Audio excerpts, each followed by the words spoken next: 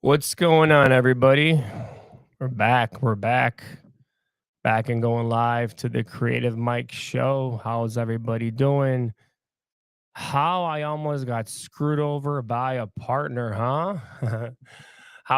One of those times that we're all gonna come across. Many of my good friends came across this before. So I'm gonna tell you the story. I'm gonna tell you the story, what happened, the beginning, how I protected myself, what I did, who helped me, and how it all came about. So, a year and a half ago, I found a property in this nice little suburb of Chicago. And I went there, and there was the woman that was selling this property because her husband had passed away. And her husband passed away, and she ran out of money to help fix this property. This was going to be their forever home. And so this agent brought it for me. And he's like, Mike, this is a great deal. Let's make an offer. Let's make a cash offer on it. There was a bunch of materials there and everything else. And there was rough inspection, rough plumbing was done, um, rough insulation, rough electrical. So anything that that all the drywalls were, everything was open. So it was all just, you see, two by fours and everything else. And we're like, all right, well, let's take on this project. So I brought in a partner. He brought in his private money lender, and we agreed on splitting the profits. I also agreed on, because he wanted to manage the project, I agreed on paying him an additional 15,000 to manage the project. And here we go. We buy the property for a hundred some thousand. Budget was supposed to be about $80,000, and we start the project. Project starts going good.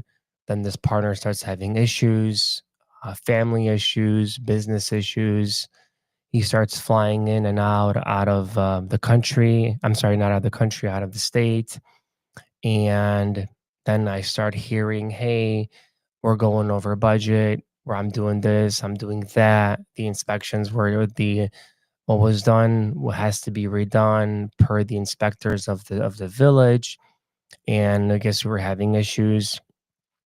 And what it was supposed to be a project for just 3 or 4 months, and we were supposed to make about 100 grand on, turned into over a year.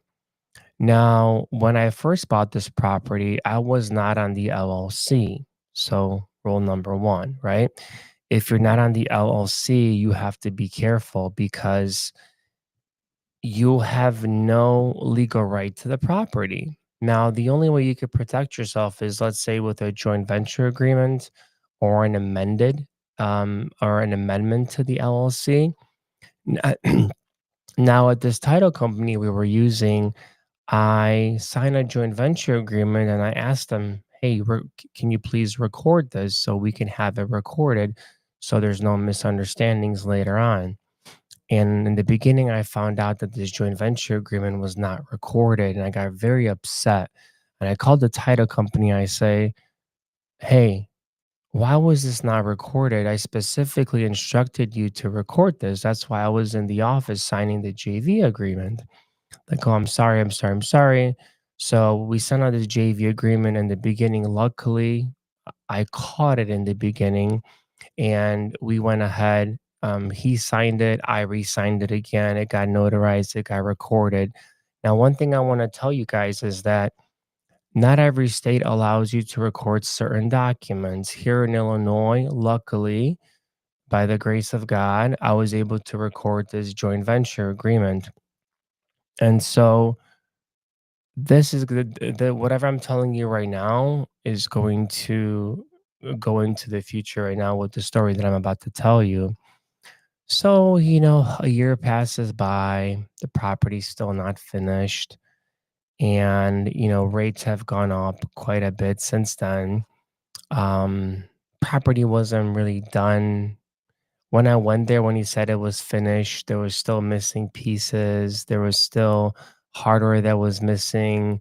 The floor wasn't leveled, um, like it was supposed to be leveled. And we paid so much money for doing that.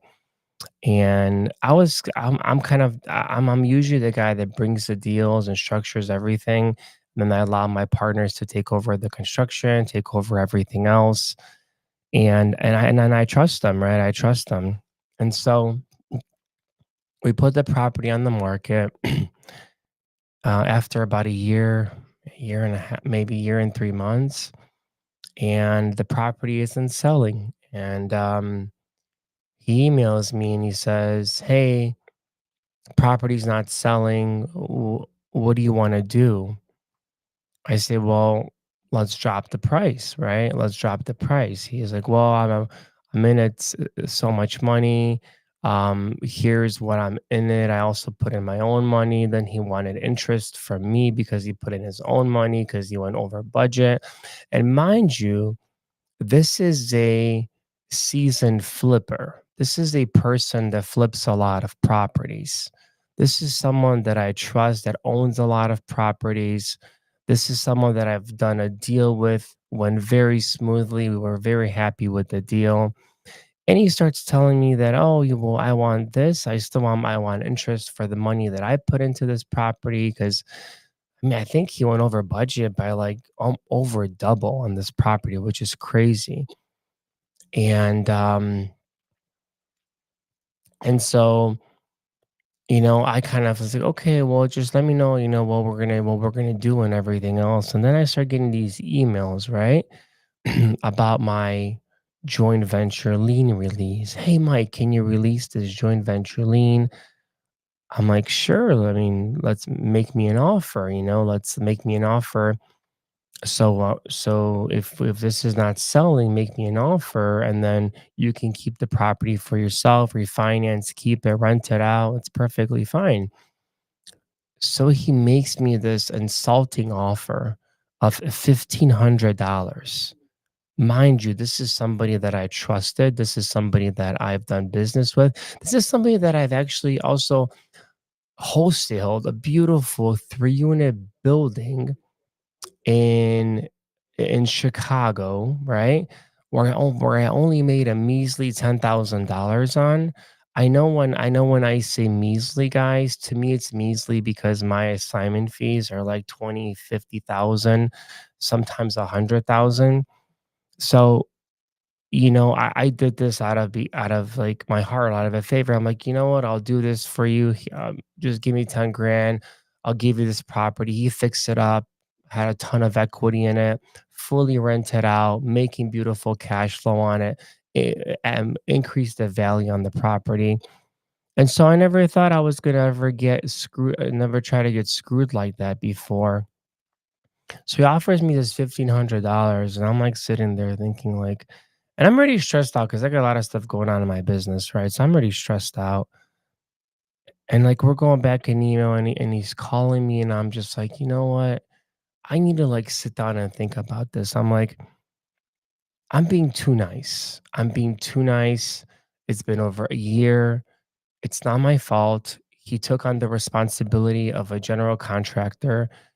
I agreed to pay him an extra $15,000 to be the GC on this property. So you're the GC. I'm not involved. I should not be involved, right? I should just get paid at the end, whatever we sell the property for. And so I consult with my friend John. John's uh John's my attorney.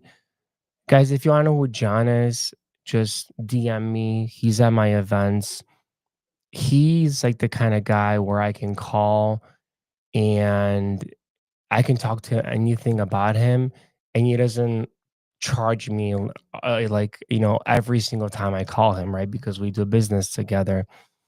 And so John's like, Mike, the cards are in your favor. You have a joint venture agreement which you were smart enough to record, and he is backed in the corner and he needs you. And so he's like, tell him, hey, listen, give me 25,000. I'll sign the joint venture release agreement. I'll walk away. So I start emailing him. He starts blowing up my phone. One thing I'll tell you guys in the future and in business is when somebody's blowing up your phone, don't ever pick it up, because the conversation that you're going to have with that person is not going to be the conversation that you wanted to have, because emotions are flying high. You're not in the right state of mind because you didn't look at the numbers, and you will agree to certain things which you should not have agreed to. And this is what I'm learning in business and contracts and everything that I'm doing so far, and reviewing everything, double, triple checking everything, because everything I sign is legal, right? So I have to be careful what I'm signing. And so I sent out this $25,000 lien release offer. He balks at it. He says, "There's no way I could pay you 25,000. I cannot do that. It's too much. I have too much money into this property." Mind you, it's a beautiful property. It's fully finished. Like I mean, I'm talking about top to bottom, fully done. Is it done to the standards that it should be done? Probably not. Is it done to get high market rent? Absolutely.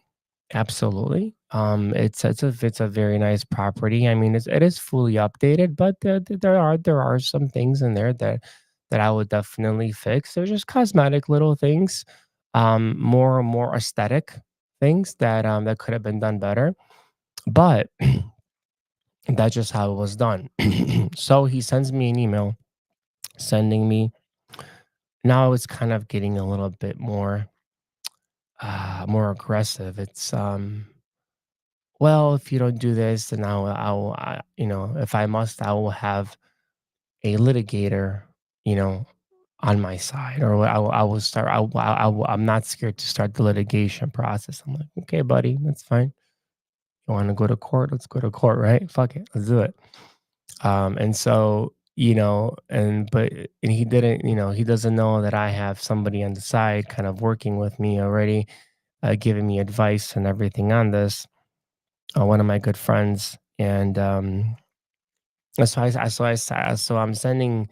I'm working with John on this. He's helping me respond. He's not in this at all, by the way. He's just on the sidelines, just giving me advice. And I get an email saying, "Okay, well, listen, the most I can give you is 5 to 8,000," and that's very insulting after a year and a half of being in this project and finding this project. And then in the end, the realtor that brought the project was also screwed over, because he was supposed to sell the property, because my partner at the time didn't think that it was worth using him to sell the property because of how small the margins are. But anyways, it's a mute point in the end, because he ended up refinancing the property. And so I respond to him. I say, "I'm willing to release my JV lien, which is my joint venture lien that I have on your agreement, for $15,000." Right? So I went from 25 to 20.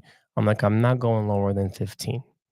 And so I go to 15,000, and he agrees to it. So mind you, this guy went from 1,500 to 5 to 8,000 to 15,000.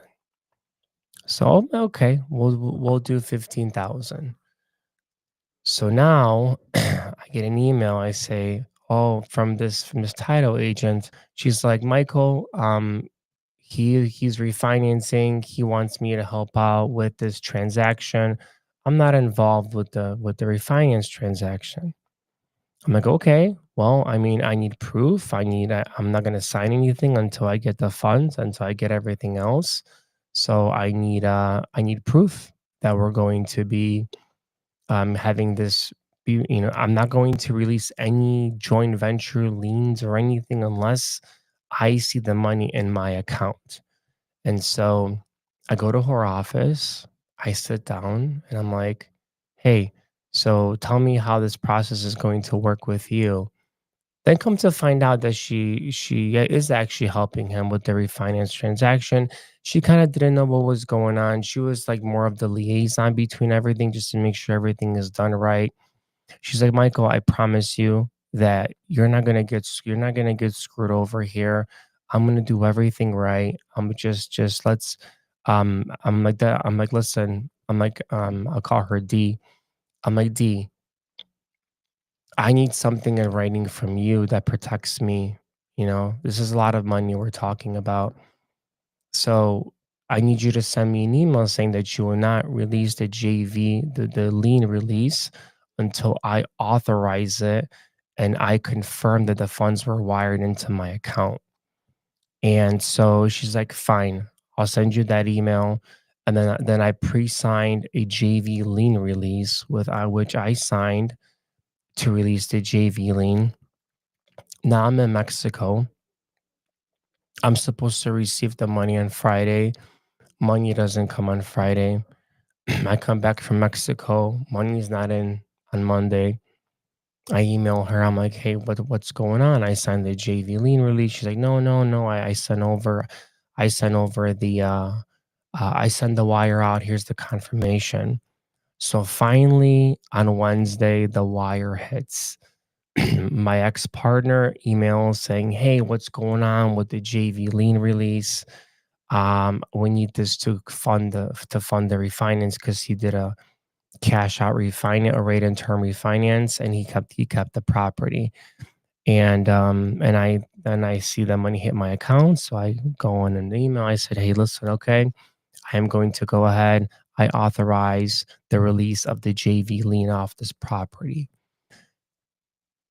and it's over.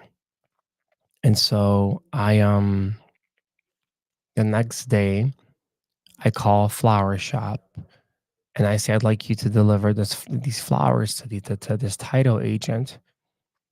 And the reason I do that, guys, is because it's very rare to find people like that have someone that protect your interest, have your best interest in mind.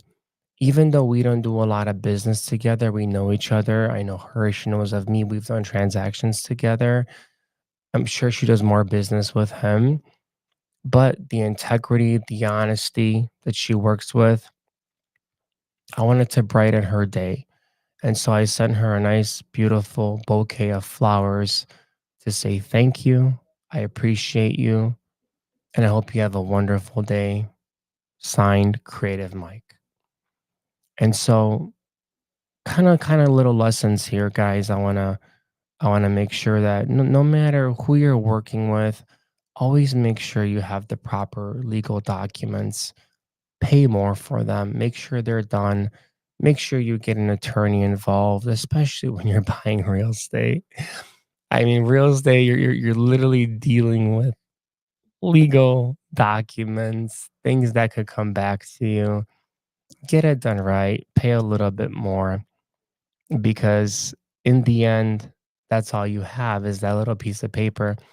If I didn't have that JV lien recorded, do you know would have happened? I'll tell you what would have happened. He would have closed on the property. Um, Even though I had the joint venture agreement, he would have closed on the property. I would have found out. I would have sent him an email, and then he would have been like, sue me, right? And now I have to go to litigation. Now, now a trial, okay, I can send a demand letter, right? Demanding my 15 or 20,000. He could literally take it and wipe his butt with it, right? He can say, that's fine. Your lawyer can talk to my lawyer. And guys, going to trial, this is why people settle out of court. And this is why people settle with insurance companies or insurance companies settle because nobody wants to go to trial. Because now you're paying an attorney from twenty to $40,000 a year, depending how many times they have to go to court, depending if there's a discovery phase. There's him going filing motions, the other attorney extending it. It could go on for years and over $15,000. If I didn't have the joint venture agreement, I probably would have settled for like pennies on the dollar. So here's your lesson. If you can record anything, you can. Okay. If the state allows it, make sure it's recorded. I don't care if it's an affidavit of memorandum, I don't care if you have to record a mechanics lien. I don't care if you have to record a joint venture lien agreement. Just record something to protect your interest. And I'm really glad I did that because I would have gotten royally screwed over by somebody that I trusted, that insulted me with an offer of $1,500. $1,500 doesn't even cover a fraction of my expenses in my business. So it's like it's funny, but it worked out well. It worked out well. I got the money, and now I know. The more I'm in this game, the more I see people's true colors. But the ones that shine, the ones that have that aura above them, and that I see the goodness in them, those are the people that I keep close. But I'm not only close, I show them appreciation. Whether it's, hey, take your partner out for dinner, it's on me. I pay for the reservations. Whether I send in flowers, whether I send them referrals, I don't forget what they did for me. My gratitude for people that are good to me is so immense right now because I know that the majority of individuals are out there for themselves. I've noticed that people that have not had money before become extremely greedy, vindictive, and it's really sad to see because we could have done so much more business together, but now this relationship is over. And the funny thing is, as I continue to grow and grow my presence and my brand, do you know how many more deals I could have done with that guy? How much money we could have made because I would have brought the deal, he would have brought his construction expertise and managed the projects, and we would have made so much money together. But because of how he treated me, because of how he tried to royally screw me over after already a successful deal we've done together, this was supposed to be a successful deal. It's done. There's no second chances. Like if you screw me over once, we're done. Like you're blacklisted.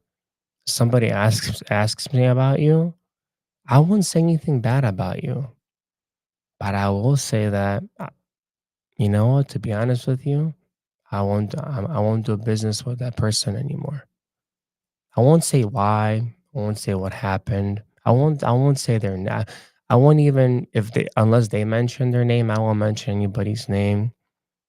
You know, I'm not looking for no revenge. I'm not looking for anything. I'm gonna go live my life and be with the good people that I'm with. Because all it takes is just a couple be like one person said, "Give me five motherfuckers and five good, badass, loyal guys with integrity or girls with integrity, and we'll take over the whole world." And that, my friends, is the truth. That is honestly the truth. Give me five of those people. We all cannot have the same skill set. We all have to complement each other, right? So give me a visionary, give me an integrator, give me a person that has a lot of capital. Give me a person that's a wholesaler that has deals, and maybe give me a person that knows how to structure and talk to sellers. Game over. Game over. We'll take over this whole world.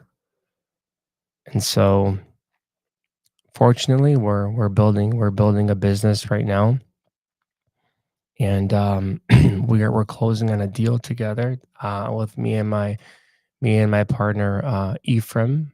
We're closing on a deal in Mobile, Alabama. And this deal came. It's remember that I told you about that deal before that we were doing. We were wired to 30K, right? Like out of nowhere. Did a quick claim deed. Remember, protect yourself. Don't do it just to do it. You'll get screwed over. I'm telling you. As Pace Morby always says, all good deeds go unpunished. Not all good deeds never go unpunished, right? So one more time. All good deeds never go unpunished. No matter how nice somebody is to you, once you stop that auction, it all changes. So we bought it, we closed on it, realtor came, she brought an investor from her brokerage. The guy gave us an offer we couldn't refuse. Once it closes today, I'll do another podcast tomorrow and discuss about that deal and how much we made on that deal. I'm also gonna post and sub too. Guys, if you're in the Chicagoland area and you wanna come and you wanna hang out with me and you wanna chill with me and I'm in Schaumburg. I do this once a month.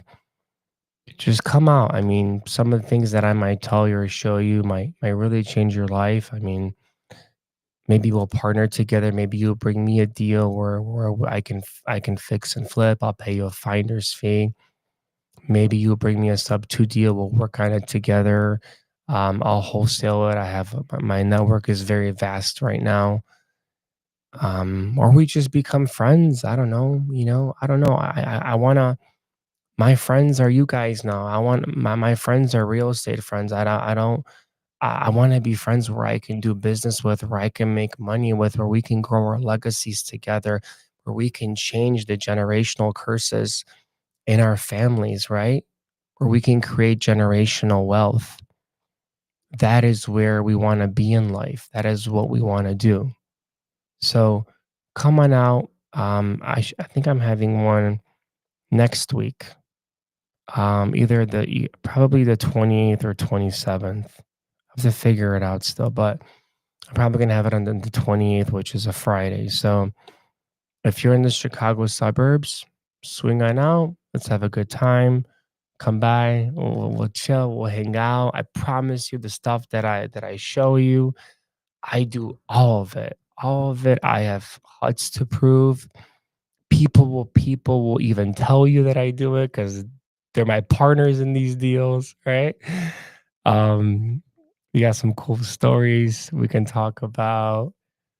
I was recently at my good friend Ria's event here in Chicago called Resilient Investor. She's amazing, by the way. We're working on a deal together right now. It's a pretty big deal, and she was just so nice. She's such a good person. And Pace was there, Jamil was there, Jerry was there. Me and Jerry, Pace and Jamil, we're all really cool together now. The Pace put me aside and did an interview with me, which I thought was really nice of him to do as well. And apparently, he told me I'm going to be in some kind of book. So I don't know. It's pretty cool. I mean, I've been in this community. I've helped a lot of people get their first deal by joint venturing with me, and it's been a pretty cool ride. I've had a chance to buy some houses and oh, if I think I own a couple million in real estate right now. I don't even count anymore because I'm just focusing on myself and building my team and building people around me. And I'm just so grateful that God is blessing me in a way that I never thought I was going to be blessed after my episode that I had 2 years ago.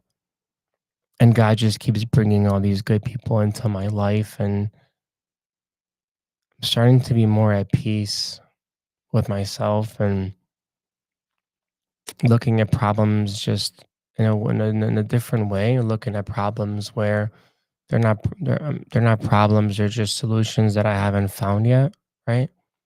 Because that's all it really is. It's just solutions you haven't found yet, or you haven't found the who, right? So if you haven't read that book, man, what a good book. The Who Not the How. It's gonna change your life. It could take what it takes 5 years to build and minimize it to like a year if you understand the concept of who, not the how. I can promise you with hand on my heart that if you realize that it's the who and not the how, your life will drastically change. But remember, you have to be grateful. These numbers that are coming in, even on my transactions, I can never take these for granted because I did that once and I just forgot how hard I worked to get to a point. Michael Franke even said it best. He said that we do this so much. It's so regular for me to receive these massive checks of 50, 80, $100,000 that I become just so unemotionally like unattached to this, right? It's just all transaction based. So he even said that he's getting back into gratitude, thanking God, thanking his team, thanking everybody because I know that what we do when we help these sellers is fine, but we also get rewarded in a very high manner. But the rewards that we do, we tend to forget that we work really hard for these rewards. It's not easy. This game is not easy. And the guys that are listening to this, the guys that know the game that we're playing and the things that we do on a daily basis, when you guys finish that flip and you get that check and it's successful, when you wholesale that deal, when you buy that property and it's cash flowing, understand that people were a part of that.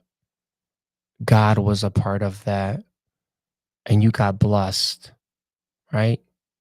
Yes, you put in the work, but there was also some sort of luck involved, some sort of divine intervention, right? And I truly believe that. And that's why I continue to help people. I want to help people, work with people, and continue to grow as spiritually and in a business manner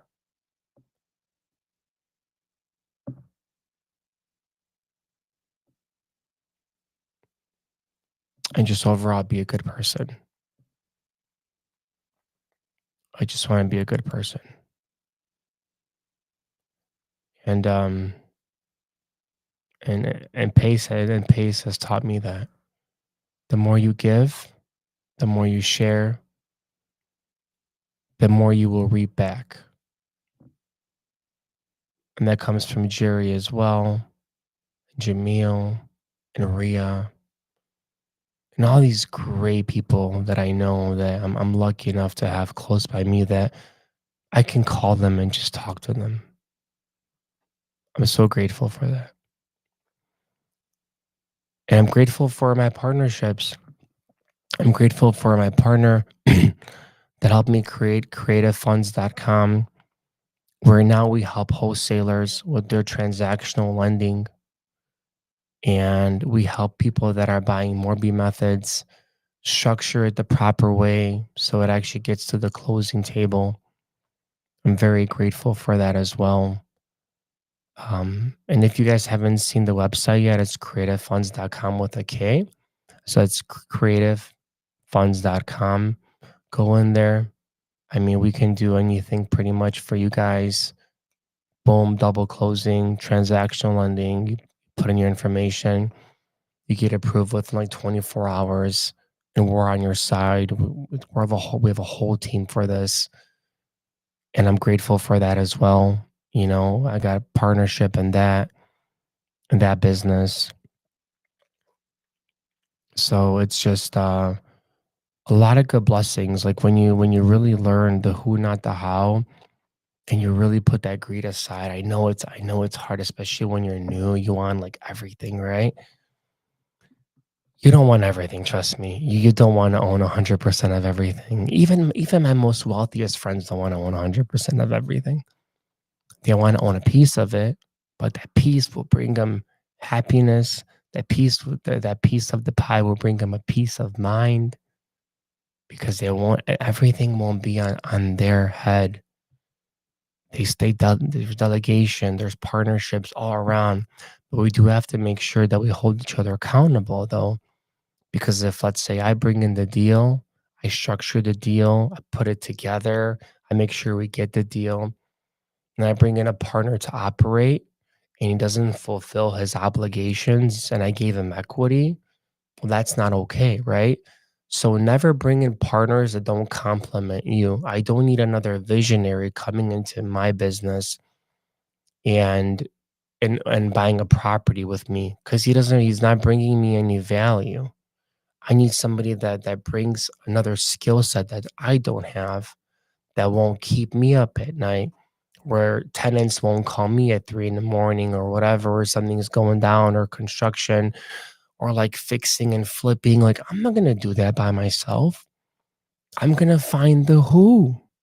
I'm gonna find the who. And I'm gonna share the pie with the who. That's what I do, and that's what I'm gonna continue to do. And then guess what? And then I feed their families, they feed my family. Now, we first became business associates, and then that molds into a friendship. It can never be the other way around.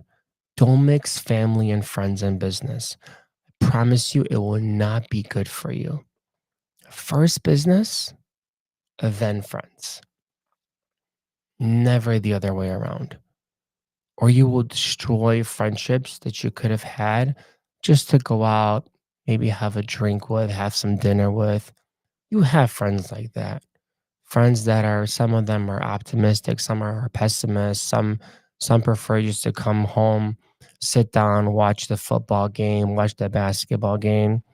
To be honest with you, the guy on the screen making $50 million a year throwing a ball in a basketball hoop doesn't do anything for me and my family.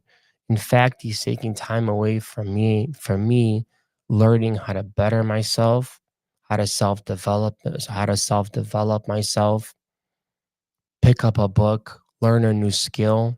He's taking that away from me because I'm watching him dribble a ball around, throw a football around, whatever it is. Like I'm not against sports. I watch the UFC, I do jujitsu, I like fighting, everything else, but I'm not gonna sit there and like, every single Sunday or every single whenever the games are on, follow all these players. They don't give two shits about you. Like why do you care about them so much? I never understood this concept. Like I never get it. I rather go on YouTube and watch Pace Morby and watch his YouTube videos or Jerry Norton's YouTube videos because I learned something that's going to bring me a skill that I can go ahead and utilize and bring food and put it on my family's table. By me watching a basketball game or a football game or soccer game or hockey game, all I'm doing is wasting years of my life. That's all I'm doing. And then getting upset about, oh, somebody didn't make it into a hoop or whatever, or they lost the playoffs. Like, who cares? I'm sorry. Who who cares? Like, why do you like when did we become this? Like when? I get it. It's mindless, you can enjoy it. But when did we become the species where instead of going to an event, like a sub 2 event, and listen to this brilliant, intelligent man, Pace Morby, tell you how to literally buy a home for yourself and for your family with 0 money, right? Or maybe a little bit of money, I mean, whatever, right? Take over a mortgage rate and have a house versus paying or renting. but you prefer to go put on, Sunday night football or whatever. And then also for you dads, you're taking so much time away from your kids. What are you doing? What are you doing? Like I see you guys like picking sports over your children, like all you have them just for a little bit of time. It's funny because I talk to dads that have like older kids that are like 18 that are out of the house. They're like, man, I wish I could go back to those years where he was, well, 5 years old, 10 years old, where I could have spent more time with him. We could have done more activities. Could have had more conversations. I could have taught him more about life. I could have done more with myself. I could have invested in self-development. I could have found something that I can do on the side to better myself and my family.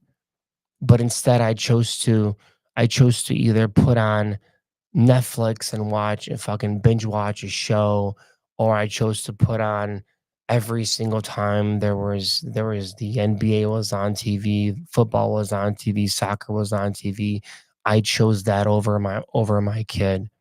How many times have I seen a football game on or whatever is on, and the kids are like, "Daddy, daddy, can you play with me?" "Not right now, son, not right now. The game is on." Guys, do better, man. Do better. I'm not judging you, but your kids will. Your kids will judge you when that time comes. All they're gonna have is memories with you. That's all they're gonna have. You know, I'm gonna say I'm guilty. Sometimes I keep the phone on because I'm a content creator and I do all these different things. But when my son comes to me, I make sure, I drive him to he's in jujitsu classes, he's in swimming classes. We have fun. On the weekends, we go out, we go to different farms. I teach him new things. I talk to him. Like when I'm with him, I'm 100% with him. Like, do I get distracted when somebody calls me? Yes, because like that, I'm a business owner. Like I'm never going to. There is no such thing as like work life balance when you're running a company, right? When you're running a real estate company, like it's very difficult to get there unless you're like Pace or Jerry, where you have like all these people that you can delegate everything to, which hopefully one day I'll have that. But right now, I still want to be present because the man is 4.5 years old, and he needs me. He needs his father.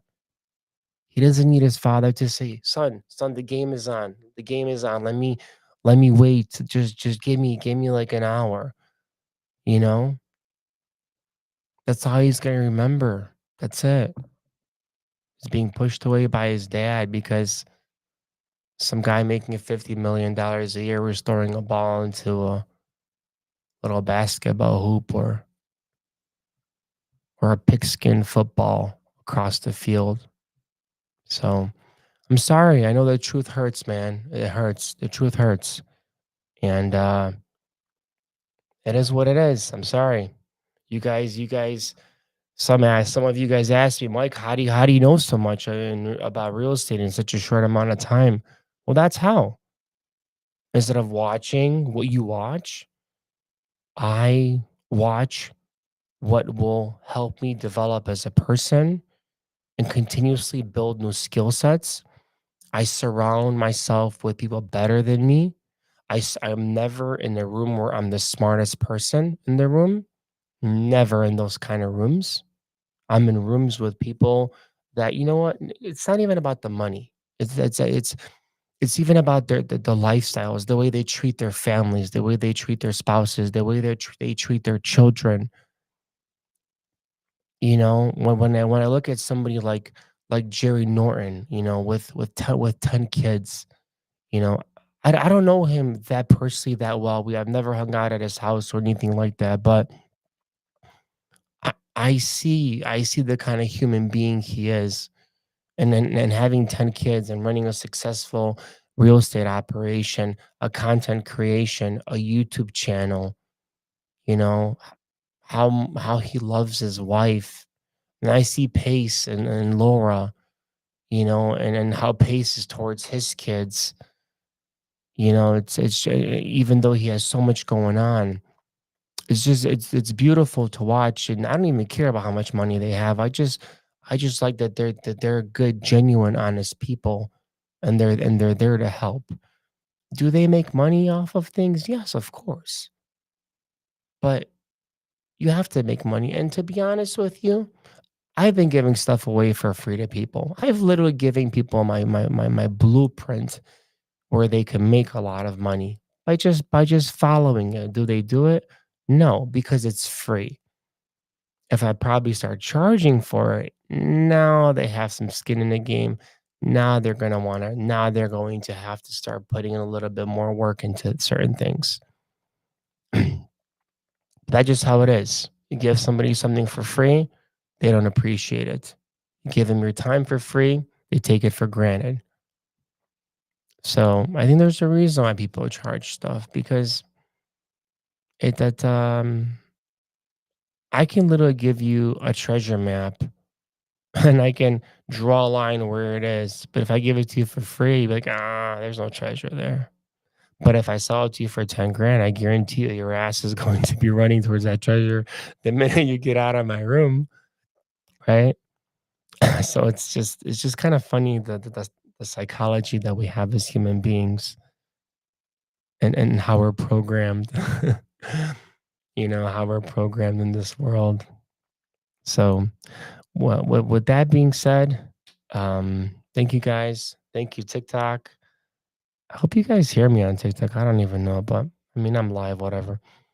I want to thank everybody for following me. If you're not following me, I have a YouTube channel called Creative_Mike with a K. I have an Instagram called I'm sorry, my YouTube channel is Creative Mike with a K. My Instagram is creative_Mike. And then we have the partnership, creativefunds.com, where you can get your transactional lending, your Morby method lending, and double closings as well. So make sure you utilize that. Our rates are very fair, and you can go ahead and really, you don't need anybody else. Once you have creative funds, like we can do anything. I mean, I'm talking about we'll do stuff that other transactional lenders won't do. Let's just put it that way. Legally, of course, everything's legal. Everything's legal. Everything I do is 100% legal. All my contracts, I have attorneys, I have everything. So everything is done by the book. If you guys want to get in contact with me, um, you guys can shoot me a DM. You can join my Discord, which is also Creative Mike. I'm most likely going to be starting a school pretty soon. So if you guys want to join my school, yes, there's going to be a membership fee. Once again, I told you, people that get free stuff don't appreciate it and take it for granted and take zero action. I've seen it before. I've seen it firsthand. I've literally showed somebody how to knock on doors, how to do everything. They've done nothing with it. There's always excuses, but I guarantee you they have 4 hours to binge watch a Netflix show on Saturday. I guarantee you, if I sat down with someone the whole day from their 9 to 5, and then their 5 to 9, which is when you build your business, what you're doing, guarantee you're not on the phones making offers. So yeah, with that being said, guys, be careful out there. Make sure you're doing business with good people. Make sure that they don't take advantage of you. Protect yourself with the right paperwork and you'll be okay. And remember, work with people. You don't have to work with me. I don't It's fine. Like I'm not trying to bring you in here in this circle.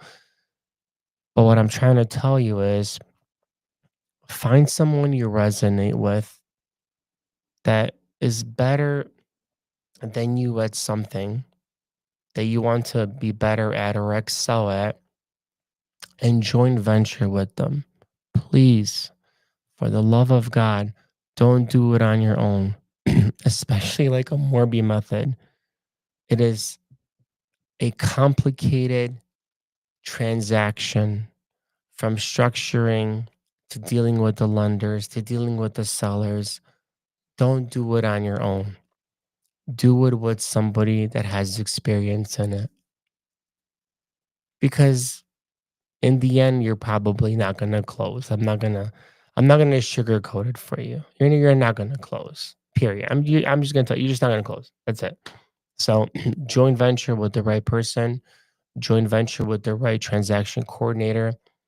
If you want a referral, I have beautiful transaction coordinators that can help you. So if you need that, just let me know and I will be able to refer you. So with that being said, my name is Creative Mike. I'm part of Sub 2.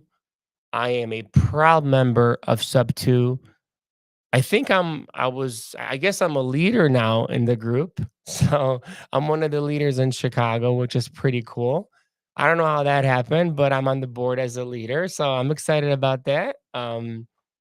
Yeah, it's pretty cool. I just found out I'm a leader. So yeah, that's I'm very humbled by that. I'm very humbled by that because it means a lot to me.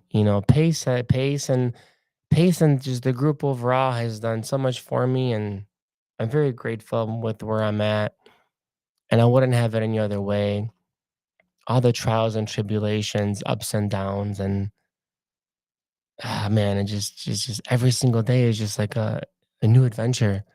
Like we're doing some these, man, we're doing this crazy deal right now, guys. I cannot wait to tell you, man. It's gonna be if we get this done. I, I'm talking about creative finance in another dimension type stuff is what we're doing right now. I'm talking about like stuff that you've never heard about, stuff that's never been publicized. It's wild. It's wild, wild the stuff that we can do. Love it. So,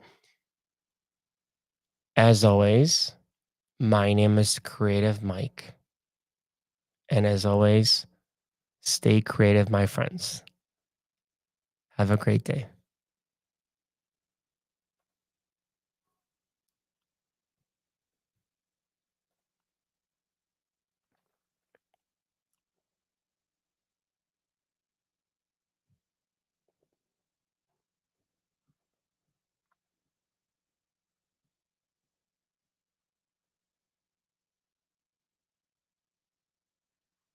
Hey guys, if can you guys all hear me on this mic?